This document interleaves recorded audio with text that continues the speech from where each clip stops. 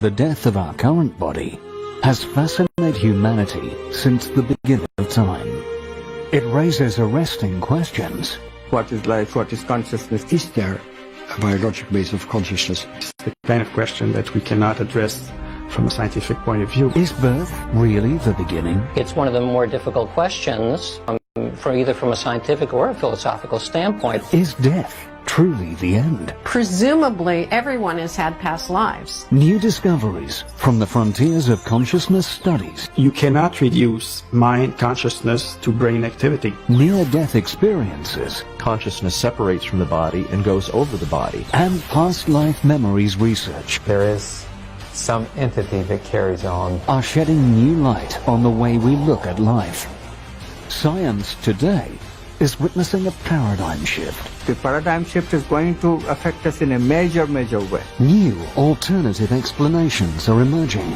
Science is really good at experiments and theory development, and marry that with the mystical experience, we'll develop a whole new civilization. Could it be that now, finally, we are closer to understanding the timeless mysteries of life, death, and reincarnation?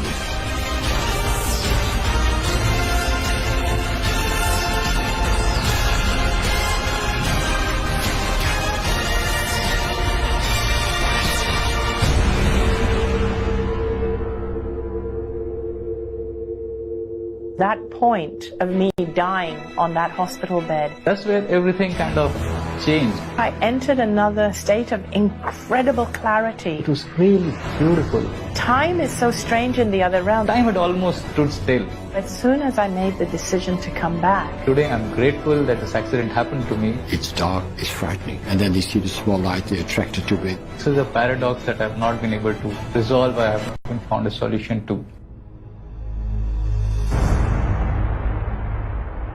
The phenomenon of people dying and returning to life to tell their tales in the afterlife has been a recurring theme in the ancient literature of many cultures, from the Greeks to the Etruscans to the Old Norse. But how do we perceive incidents of near-death experiences today? According to a recent study, around 15 million Americans have had a near-death experience. 3.3 million Germans have had a near-death experience. 2 million cases have been acknowledged in France. With similar statistical figures around the world, a growing body of evidence suggests that this widespread phenomenon should not be dismissed as merely myth or legend. Near-death experiences are often used dramatically in the arts to great emotional effect. But in day-to-day life, such occurrences create a lot of questions. Questions that are crucial in furthering our understanding of the phenomenon we call life. How does the science of our times validate such incidents? How does it explain them? Is it really possible for a person to remain conscious when medically unconscious, or even proclaimed dead? In 1969, Dutch cardiologist and scientist Dr. Pim van Lommel, then a young cardiology intern, witnessed an unconscious cardiac arrest patient being revived after nearly 4 minutes of complete absence of life. We resuscitated him successfully, so after a spell of about 4 minutes of unconsciousness, he regained consciousness, and we as a resuscitation team, and I was attending doctor, we were very, very happy. The patient was extremely disappointed, and he told me about a tunnel and a light and the beautiful colors, a beautiful landscape. And I never forgot this event, but I never didn't do anything with it. In the years that followed, Dr. Lommel worked at the Rheinstadt Hospital, Arnhem, where he was confronted with death almost every day. Although he had never forgotten the 1969 experience, he didn't do anything about it. But this changed in 1986, after he read a book about near-death experience by George Ritchie called Return from Tomorrow. And that was the moment that my scientific curiosity started to grow, because according to our current medical knowledge, it is not possible to experience consciousness, let alone enhance consciousness, when you have a cardiac arrest, when you're unconscious because there is no breathing, no heartbeat, no blood pressure. So that was the reason that we started with some other scientists a prospective study in the Netherlands. We had 344 consecutive patients who survived cardiac arrest in 10 Dutch hospitals. We had a first interview within several days of resuscitation, as soon as they were more able to respond to our questions. And we found that 18% of those patients who survived cardiac arrest had memories of a period of unconsciousness, who had a near-death experience. What exactly is a near-death experience? Or rather, what happens during an NDE?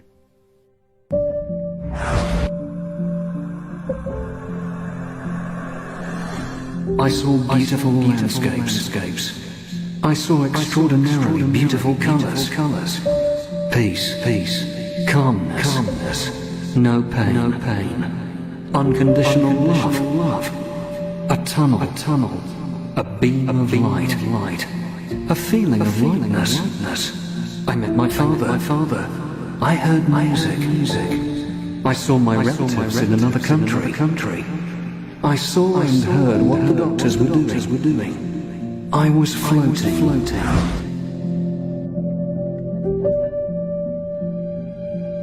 These are the words and descriptions given by emotionally charged patients after their near-death experience.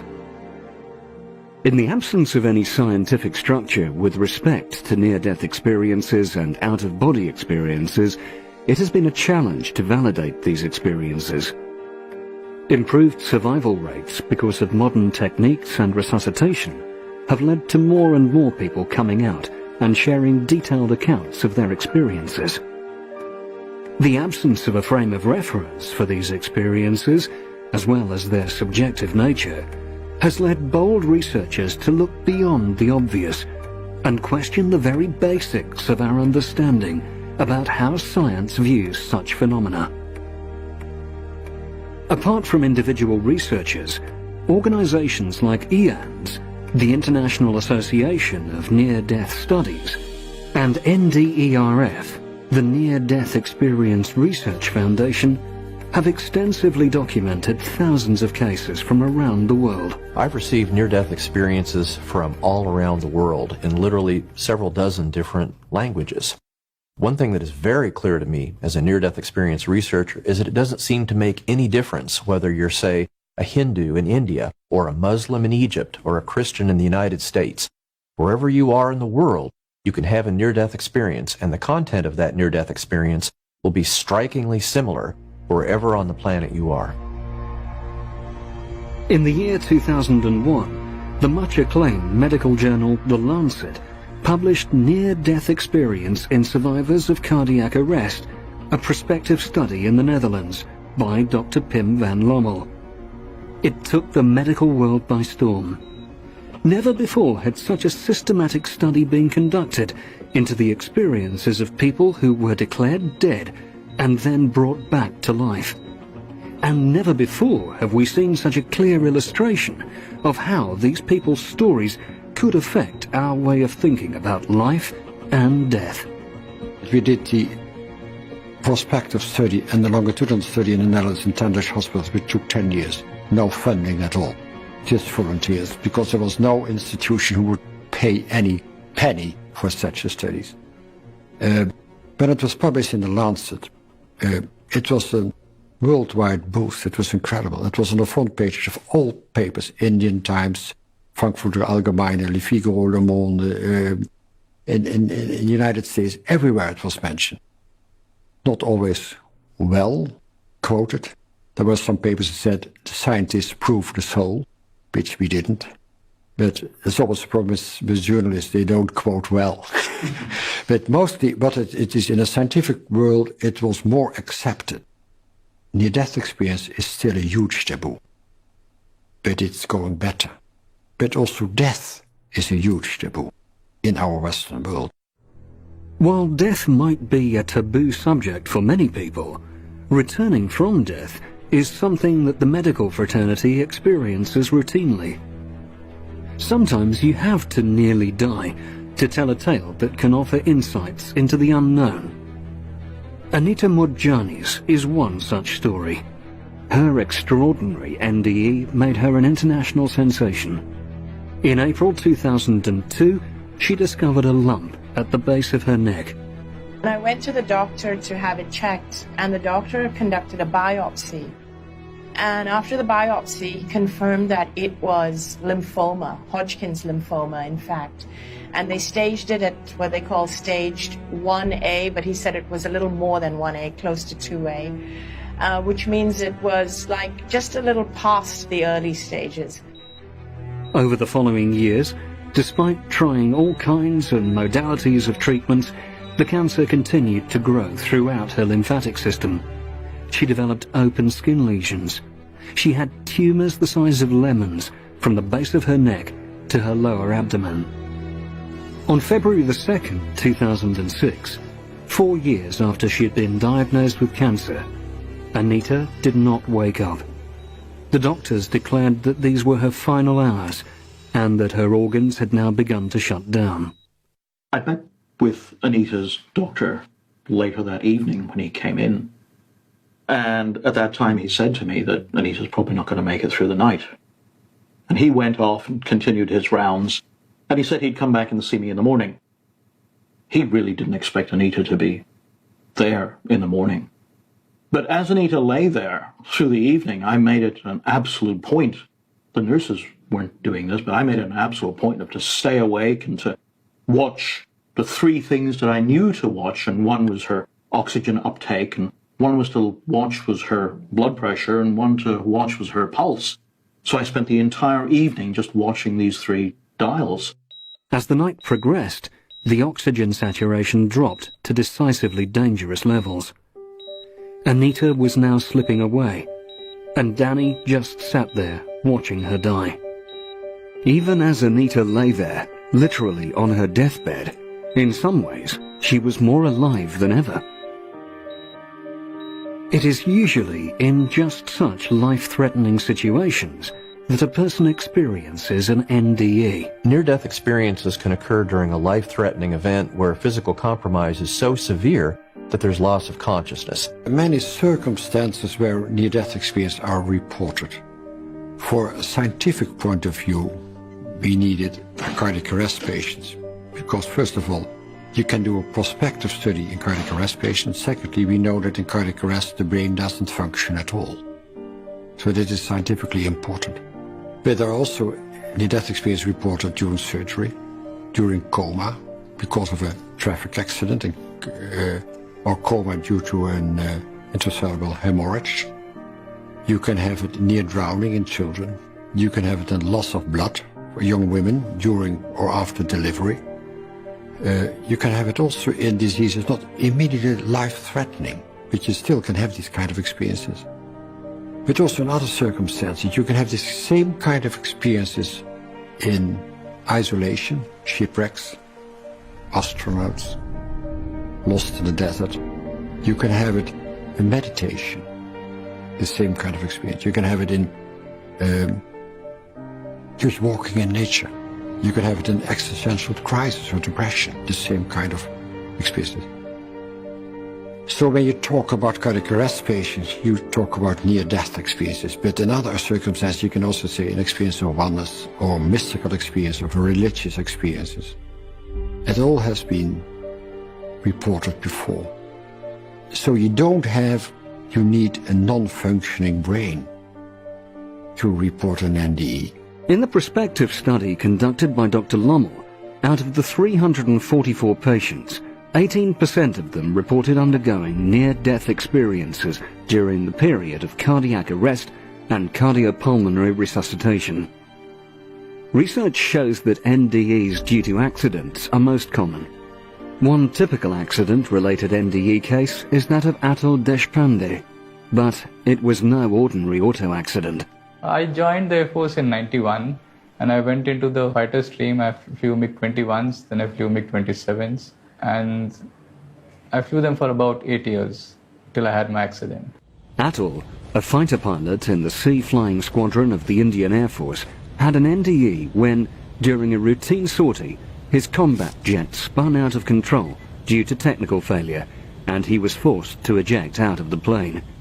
No amount of training that he had gone through prepared him for the real experience. There are a lot of checks and balances, and a lot of effort goes into ensuring that you are prepared or you have logically thought through everything that can go wrong, including the experience of dropping us from an helicopter into a lake, so that you know you have gone through almost everything.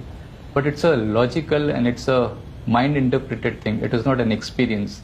The experience of an air accident or an experience of something is something that you live through. It's just that you have prepared for it, but you are experiencing it first time. On the 8th of September 1998, Atul was not supposed to fly. He was called in to replace a sick pilot. Reluctantly, Atul agreed to carry out the routine sortie that he had done a number of times before. I was supposed to drop a bomb on a range. Generally in the Air Force you have these ranges where you go practice bombing, so that in case of an eventuality, in case you're going into war, you have practiced how to drop a bomb. So that is what I was supposed to do that day. There was nothing out of the blue, or it was just a normal routine sortie that I would have done so many times before in my life. It was just you go over a range, standard procedures are there. I had one more person. Fighter aircraft tend to fly in groups, so we were two of us together. I was the lead for that mission, and we were supposed to drop our bombs and come back and land. I went, flew in, I rolled into the dive. Everything was beautiful. You had to drop at a certain height. So I said, okay, the height was coming. I pressed the trigger and I pulled out. And just as I was coming to the horizon, the aircraft yawed. Now, a fighter class of aircraft doesn't yaw, especially at those speeds. And that's where everything kind of changed, because we have onboard computers, and the yaw lasted 125 milliseconds. But I remember my legs moving, trying to counter the yaw with the rudder. And even today, so many years down the line, I remember vividly that moment of yaw. I can see it. And then the aircraft flicked and went into a spin. Right at that point, Atul left his body, and from a point outside, he perceived his body ejecting out of the plane. He remembers vividly that he did not take the decision to pull the ejection lever. I do not have any conscious memory of taking the decision to eject. Now, as a pilot, you're trained to eject. So you know that sometime you have to take the decision to eject, and you're supposed to tighten your straps so that the ejection is also safe. So there has to be a process where you decide, yes, now things are out of control, I need to get out of this aircraft. My memory is pretty sharp because I remember the 125 milliseconds, but I don't remember taking the decision to eject. I always wonder, if I didn't, then who? So this is a paradox that I have not been able to resolve. I have not been found a solution to. What happens in life-threatening situations is often totally unfamiliar, indescribable, and lies outside our normal sphere of experience. Well, when a person has a close brush with death, either from illness or injury, what we now know from research is that they have about a 1 in 5 chance of having what's typically a lucid experience of an alternate reality. And that alternate reality has 2 aspects to it. One is material, and that's where the person is perceiving the material world from a position outside of their body. And the other is transmaterial, and that's where the person is perceiving and maybe interacting with environments and entities that are not of the material world. In both their individual NDEs, Anita and Atul experienced a feeling of peace and fearlessness. The fear was completely gone. I had lived my life in fear, and especially those 4 years of dealing with cancer. It was like every morning I used to wake up and all I felt was this fear of how am I going to get rid of this cancer in my body. But now in this realm, it was like the fear was just gone. Everything was calm, there's no noise. There was peace at a level. In her NDE, she heard a conversation between her doctor and her husband, in which the doctor was extremely negative in his prognosis of her condition. She saw her younger brother sitting in a plane on his way to meet her, a fact that she was not aware of when she slipped into her coma. Events that were beyond her ability to know. I was aware of everything that was happening around me. I was aware of things that were even being said outside the room of where I was. I also became aware that my brother was on a flight, on a plane from India trying to get to me. And I was aware that he wanted to get to me before I was dying. And I clearly remember feeling that I need to stay alive. In their NDEs, both Anita and even Atul became aware of another reality, contrary to the physical one that we know. It was just so blissful and so peaceful. And I felt this incredible lightness, just very, very light. And the pain was gone. And I just never felt so beautiful before. I just never recall ever feeling that. And also the love that I felt. For the first time, I felt like I was loved just unconditionally, just because I existed. It was really beautiful. It was one of the most beautiful sights I've seen in my life. And I could see myself spinning like an autumn leaf. It was really beautiful. Everything was calm. There was no noise. There was peace at a level. And I could just see the aircraft fall like autumn leaf, and then it dropped and it burst into flames. For many people, the overwhelming feeling of peace, joy and bliss constitutes the most remembered element of their experience. The intense pain of the trauma is suddenly completely gone. And a lot can happen during that period where the person typically feels absolutely peaceful and calm. The person typically has 360-degree global vision. They also can both see and see through solid things like walls. So there's some unusual aspects to their perception in this state. But things typically appear as they normally do, like blue looks like blue, and people are recognizable. But people do sometimes say that in this state, they're not exactly seeing the way they do with physical eyes. It's more like they're perceiving energy patterns. But not all NDEs are pleasant, peaceful or calming. About 15% of the patients with a positive near-death experience have a frightening period when they are in a dark room. To their horror, they sometimes find themselves pulled deeper into darkness. The experience is devoid of positive emotions and later stirs profound feelings of guilt.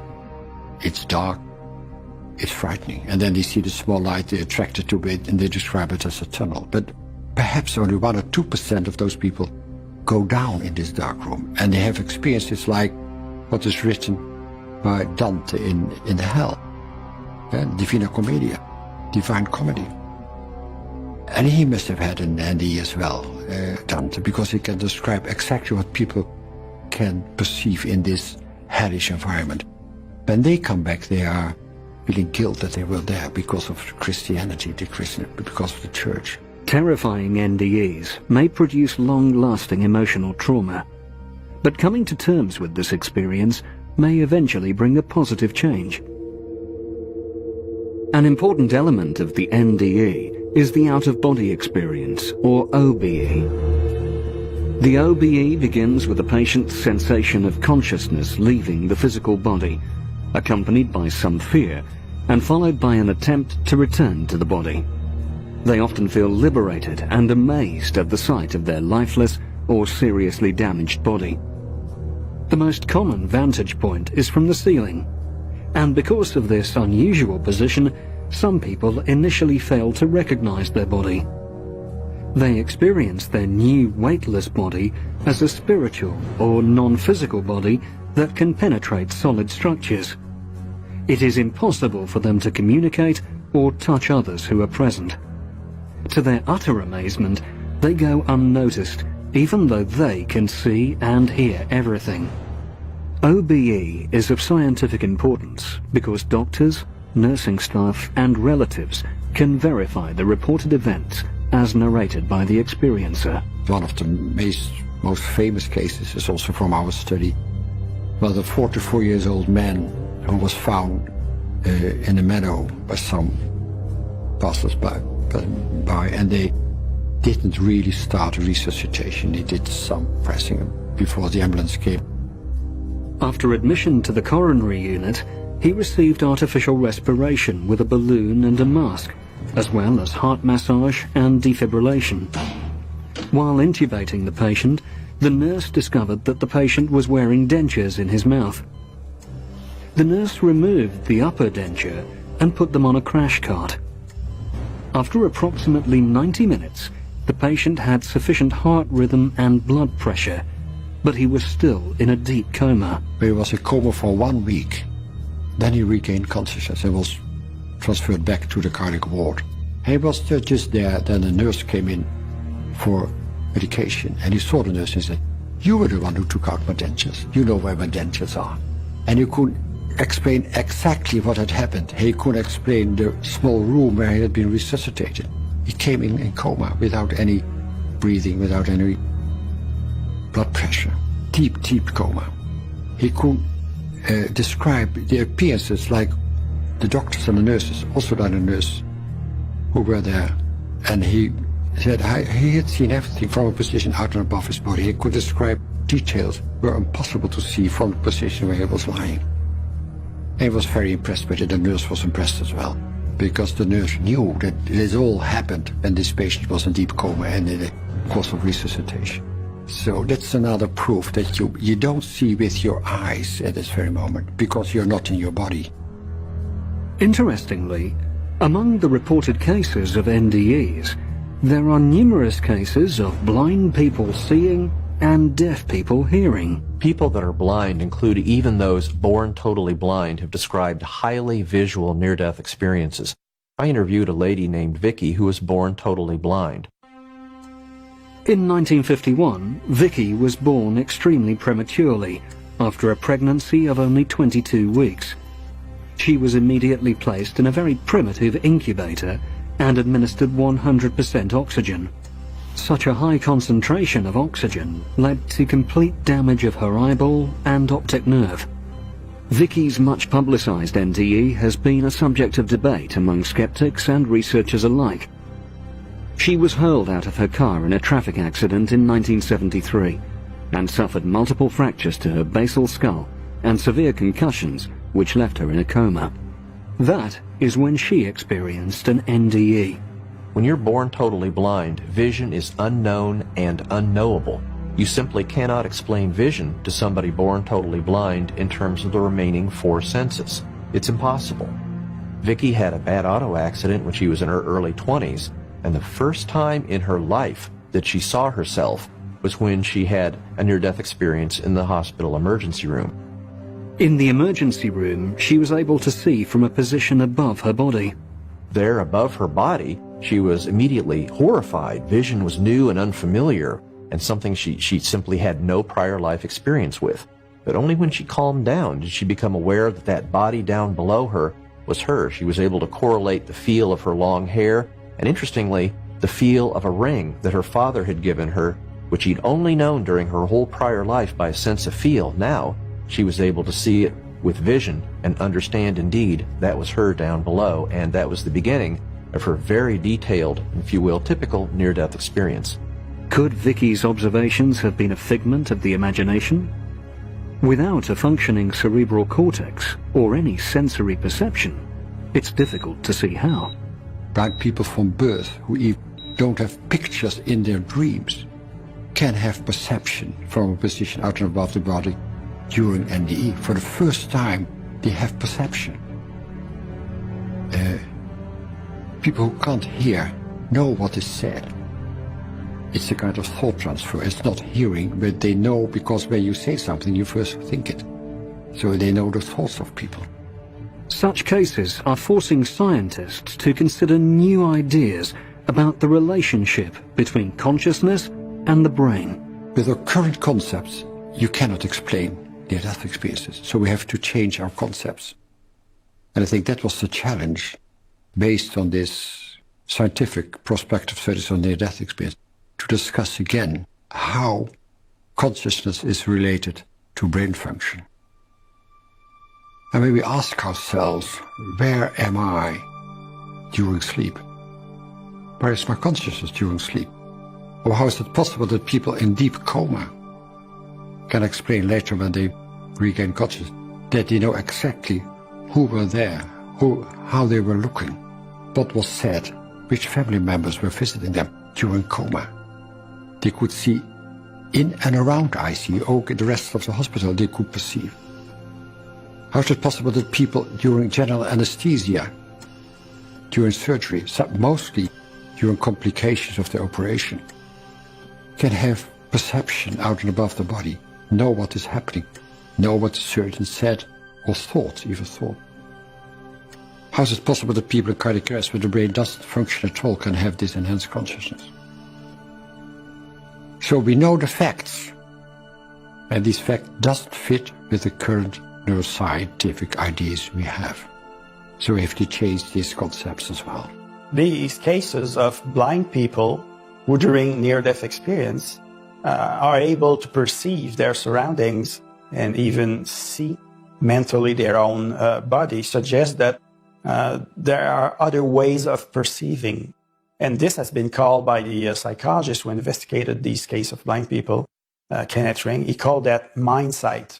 So it's a form of perception that is mental, because in that kind of state, especially if there's a cardiac arrest, the perceptual system, the visual system, for instance, of the patients, the experiencers, was not functioning, which means that it's possible to have access to perceive the world and ourselves, but using something that doesn't have anything to do with the nervous system.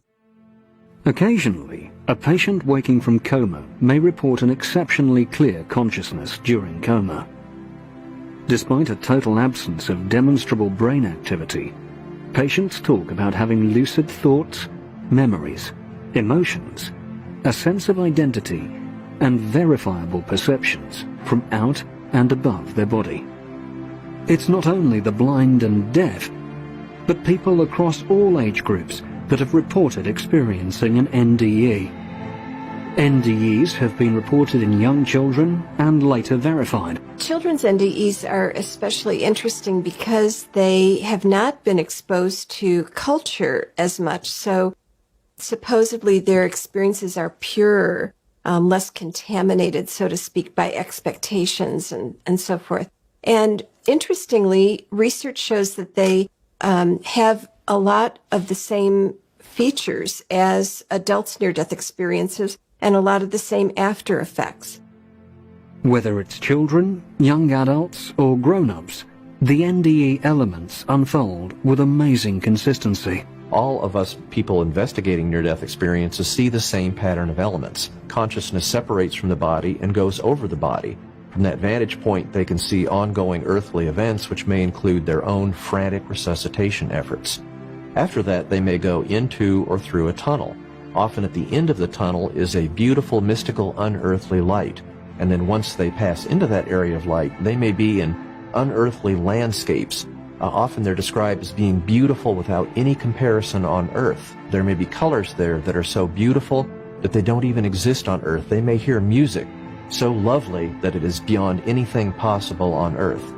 In these unearthly realms, they may have what's called a life review, where they see part of their prior life. They may see their deceased loved ones. They may have joyous reunions that people they knew on Earth who died. I became aware of my father who had died 10 years prior to this experience. And it was like he was there to greet me. I had lost my best friend. She was like a sister to me. I had lost her 2 years prior to cancer. I encountered her in the other realm.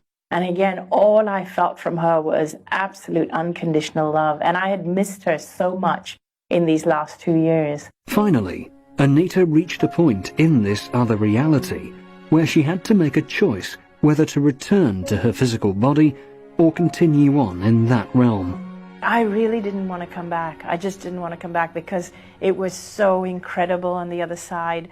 And my body was so sick.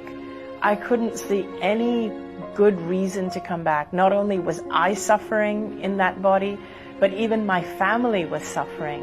In a moment of clarity, Anita understood that if she were to make the decision to come back to her physical body, then the body would heal itself of the cancer. Now that I knew what I knew, that if I chose to go back into my body would just heal. The cancer would heal very quickly. I just knew that. When people experience deceased loved ones, spiritual entities, they usually, I would say almost always say that communication is mind to mind, that there's no intercession of language. Sometimes people do report hearing language, but that's the exception. People often see part of their life that is yet to come. Sometimes a flash forward is a preview of someone's life. Then they come to a border, and they know at that moment that if I cross this border, I will never come back, and then they hear a voice, or they're instructed, you have to go back, there's not a task to fulfill, and then they can come consciously back into their body, which is awful for them because you're back in this sick body again with all the limitations. Anita's realization that her decision to go back to her physical body would cause it to self-heal came true. She came back and surprised everyone. As I started to open my eyes, one of the first people I saw was my brother. He had arrived in Hong Kong and his suitcase was right behind him. He'd come to the hospital straight from the airport. And I smiled at him, and in fact, my family then gathered around me, my husband, my mom, and they were all smiling because they were really surprised that I was coming out of the coma. They were actually quite thrilled. In comparison, Atul's NDE was a short one. He came back to his body even before his parachute touched down. And then I started descending with the parachute, and I said, now I'm going to go into the fire. And I said, no, what do I do with this? Suddenly, I don't know from where, one gust of wind came and I kind of landed about 100 meters away from the aircraft. And I ran because the aircraft was exploding. I was very close to it. So I ran for about 100, 150 meters and I hid behind some boulders. The helicopter came, they picked me up. I walked about 200 meters, 300 meters till there, and I lay down. After that, for 7 days, I just couldn't get up. Whatever the duration of an NDE, in both cases, time seems to have lost its meaning. Time is so strange in the other realm. It was almost like within that instant that I had actually decided I didn't want to come back, it was like I entered another state, which was a state of incredible clarity. And in that moment, I felt as though I understood everything. I understood why my life was the way it was. I understood how every decision that I had made in every moment in time of my life had led up to that point of me dying on that hospital bed. Time had almost stood still. So that was the kind of feeling or the kind of memory that I have. And these memories are really vivid and I can still recollect them. In near-death experiences, people say that time really loses meaning. It does not exist in that experience the way it exists in material existence. But there's this paradoxical thing where at the same time that they say that everything happened at once, they also say that things did happen in a kind of a sequence. So this is just one of the many paradoxes that makes these experiences really difficult to understand from our perspective in the material world. Over the next few days, Anita's story started to come out as she started talking about her experience. Although still very sick physically, Anita felt euphoric after her NDE. When the doctor came in about 3 or 4 days later, and he felt that the tumors had gone down by about 70%, he was really, really like in total shock and surprise. He didn't even know what to write in my medical records, and he actually said that. He said, your case is amazing. I don't even know what to put in your medical records. And it was almost as though he made the gesture that he wanted to throw my records into the bin, as though He doesn't even know how to move forward from here. So he thought the best thing to do now was to just keep running more tests to see where my body was at in terms of the cancer. I think what's also remarkable about Anita and her incredible healing following her near-death experience is that we've seen other people that have had near-death experiences that had astounding and from time to time, in my opinion, medically inexplainable healing. It really makes you wonder about some of these things that go on in near-death experiences. In fact, sometimes people are aware during their near-death experience that they're going to come back healed or will recover rapidly, and almost invariably that's actually what happens. Atul's recovery played out a little differently, but with an amazingly similar conclusion. At first, his injuries were not apparent, but as they started to surface over a span of almost 2 years, the doctors declared that he would live a highly handicapped life and that he would be unable ever to lift more than 2 kilos of weight. So at the end of 2 years, they knew exactly what all was wrong. I had a lot of L1, L2, L3, L4, L5, had problems there. I had some problem in D1, D2, I had a burst fracture, I had some damage in the disc. I had about 3 discs were damaged between L1 and L5, I don't remember now where. And that said that I can't lift more than 2 kgs of weight, and they said my life will be downhill from there. So they said, we wish you luck. And they said, smile whatever happens. But thank God they said smile, because I smiled and everything changed. Today I can lift about 22 kgs. In both cases, the doctors were astonished and refused to acknowledge something that medical science could not explain. It's such a problem for most physicians to accept that there is a kind of spontaneous healing. There are no publications about spontaneous healing because you need more cases to do statistical analysis, and the problem is these kind of cases are never collected together. What is it that astounds the medical fraternity? Skeptics put forward various physiological and psychological theories to explain the phenomenon of NDE. Many scientists assume that an NDE is caused by oxygen deficiency in the brain. Others believe psychological reactions, such as fear of death, play a role. Although NDEs occur in extremely diverse circumstances, they are most frequently reported after severe impairment of brain function. Well, there have been a lot of explanations, especially in the time that there were just retrospective studies.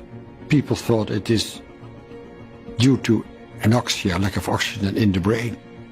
It's just the end of the functioning of the brain, and you get all kind of strange aspects of your consciousness. But we know now by these prospective studies that the brain doesn't function at all. It's not in the first or last seconds of unconsciousness. It's in the middle of the period when there are no brain stem reflexes, no body reflexes. Nothing except the EEG is flatline. So it cannot be anoxia of the brain. Then you have a side effect of medication. We found in our study that whatever medication they got didn't make any difference. When you are in coma for 3 weeks on artificial respiration, you have a lot of medication. Didn't matter at all. Or for other people who regained consciousness within 5 minutes. So also the side effect of medication we could exclude. Since the beginning of NDE research, there have been repeated claims that an NDE is an hallucination. Could NDEs be mere hallucinations? The answer, absolutely no. Reason is a hallucination is an unreal, that's why it's called hallucinatory experience. And yet, when you look at near-death experiences, when they have that out-of-body experience and can see ongoing earthly events, and about 45% of near-death experiences describe this, in that out-of-body experience, what they're seeing of ongoing earthly events, even if it's geographically far from their physical body, is almost always absolutely accurate, even down to the finest detail. They're absolutely not hallucinatory or unreal experiences. Some psychologists maintain that the content of an OBE is simply a combination of memories, fantasies, lucky guesses, and expectations. There's some skeptical arguments that basically say what they saw when they had an out-of-body experience was a lucky guess. They had that gap of unconsciousness, and then the memory just simply recreated what they thought would have happened. That would make sense if their out-of-body observations during a near-death experience were very often wrong or unreal, and you almost never see that. We've had people that have coded, if you will, in the operating room, had their consciousness leave their body, and go to the hospital cafeteria where they can see and hear what their family members are talking about, where they're far away in the hospital, coded and under a general anesthesia. And yet, in that example, what the near-death experiencer saw and heard was later confirmed as absolutely accurate. That is impossible for that to be a fragment of memory or a lucky guess. And there are literally scores of near-death experiences all finding the same thing. Even if the out-of-body observations are far, far from the physical body, far from any possible sensory awareness, what they see and what they hear, when they go back to verify it later, is essentially always accurate, even down to the finest details. It has also been alleged that NDEers tell deliberate lies to look interesting or to impress others. Never met a person who tried to fraud me. Because the moment you see a person and try to find words for such an emotional experience, you know it's true. I've never met a person who tried to fraud me. Never, never. And that's enough. I think, why should someone try? I don't understand why should someone try to fraud me. So I never met a person who tried. It's just a theoretically approach by the skeptics. Within 5 weeks of her NDE, Anita was discharged from the hospital. In total, I was in the hospital for 5 weeks after the near-death experience. And although my body felt physical pain while I was still recovering, because they were doing biopsies and tests, and also because they were constantly injecting me with different things, with drugs and all kinds of things. So I did feel pain, I did feel reaction, but inside of me, I knew that I was going to be fine. For Atul, the road to recovery took almost 10 years. First time I could sit up without a backrest was 2008.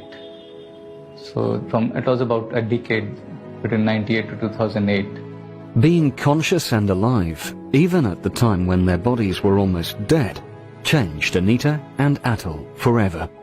Like most NDEers, they developed a more compassionate and calm demeanor. And so people come away from the life review often with a sense of that our lives have purpose, and that the purpose is to advance in our capacity to love and to treat other people in loving ways. I really noticed that I had become a dramatically different person. I had different understanding of life than what I used to have. Prior to my near-death experience, I used to live in fear. I used to always work hard at being something, at doing something. I always worked hard at being liked, at making friends. Now, all those feelings of needing to do anything were gone, because there was a realization that all I had to do was be myself. I realized that I am a spiritual being no matter what I do. We all are. We're spiritual whether we realize it or not. I have become more spiritual. Although I may not be able to define what is spirituality, but compassion, yes. There's a lot of charity that I do, and it is not the charity that gives you a tax refund. It is a kind of charity where the left hand doesn't know what the right is doing. I've really gone out, helped people, changed people's lives, and this is just because I thought it is I will not even say it's a duty. I just knew I had to do it, so I did it. That's all. I will not say it is compassion. I would just say that you just think that everything is, what else is there to do? This is what you're here to do anyway. So it's that kind of a frame of mind. Anita and Atul now continue to live their lives with the knowledge that the death of the body is not the end of a person. Their experience suggests that consciousness can and may exist even without the body. Well, the main conclusion from study of near-death experience in patients who survive cardiac arrest is that it is not possible to accept current, never-proven hypothesis that consciousness is a product of brain function, because the brain doesn't function anymore and people have an enhanced consciousness. The different approach must be that there's a continuity of consciousness, that death, like birth, is just an altered state of consciousness. It's always there. There is no beginning to consciousness, and consciousness never comes to an end. It often takes an NDE to get people to think about the possibility of experiencing consciousness outside of the body, and to consider that consciousness, or the source of consciousness, always has been and will be. Could it be that this source of consciousness, that we may call the soul, will exist forever, and death, as such, does not exist? Is it possible for consciousness to return in a new body? The soul should not only be able to exist separate from the body, but also be able to move from one body to another. Is there any evidence of this? Join us next time as we dive even deeper to unravel the mystery of reincarnation in our exploration of past life memories.